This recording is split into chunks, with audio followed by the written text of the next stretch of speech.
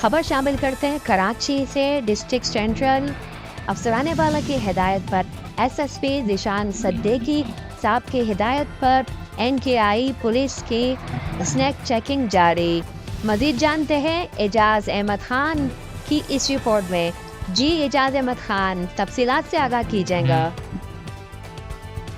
बिल्कुल, कराची के अलावा डिस्ट्रिक्ट सेंटर में इस वक्त मौजूद है।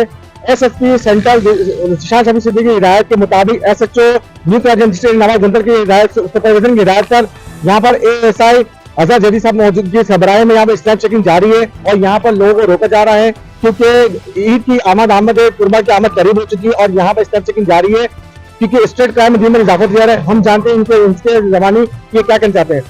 जी अस्सलाम वालेकुम। बहुत बहुत शुक्रिया, माशाल्लाह अच्छी एक्टिविटी चल रही है। इसके बाद क्या कहना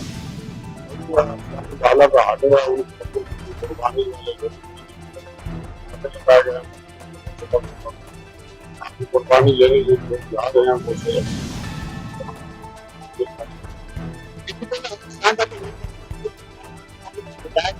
यहाँ पर इसी तरह की है क्योंकि ईद की कुर्बानी